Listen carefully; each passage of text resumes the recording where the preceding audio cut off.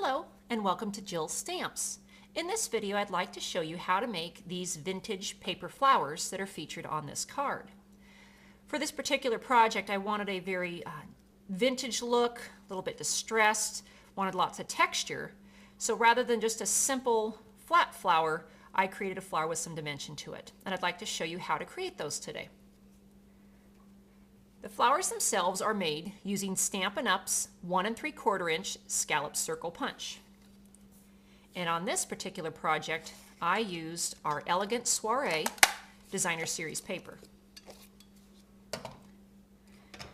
Now you can distress this scallop punch in a couple different ways. The first being just simply crumpling it up.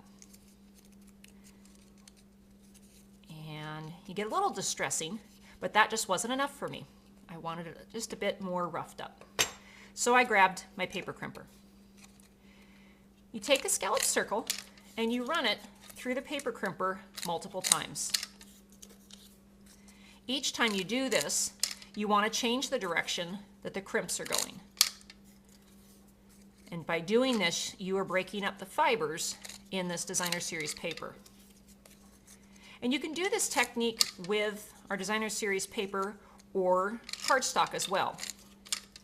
And you continue just about to the place where your paper is separating its layers, which it will if you do it continuously and keep going. But I'm going to stop there.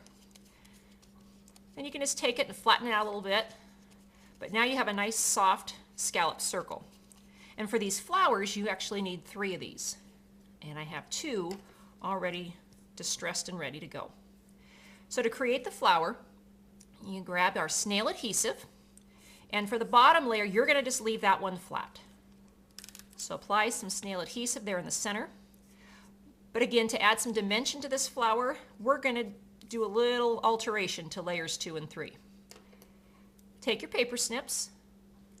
Trim just between one of the scallops to the center of the scallop punch. Add a little adhesive just out there on the end, and then overlap your scallop circle, just one scallop overlap. And work it and take the center and tuck it in, and that creates a bit of a cone effect. And do that on one additional scallop. There we go. Got 2 of those. All right, again, using your snail adhesive. You've already got some there. Adhere layer 2 into the center there. And I always like to offset my scallops a bit. That way it just adds more texture to the flower. More snail adhesive in the center. Offsetting. And there you've got your layered flower.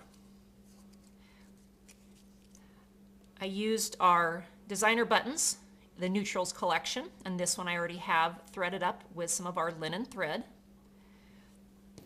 To adhere that to the center of my scallop circle flower, I'm going to use our mini glue dots, which are just perfect for buttons or ribbon ends, any kind of project that has texture and not a smooth flat surface. It's just super sticky and it will keep your project together. And so there's your flower. Now again, on the project, the card, I wanted an effect of leaves, but I didn't want your traditional paper leaves. So I added a bit of our crochet trim. This is the Victorian collection. So I've snipped a piece of that. We're going to use mini glue dots again. Just touch your project to your dot. I'll add the crochet trim there to the center. Another mini glue dot. And we'll just wrap that end over to create our ribbon leaf.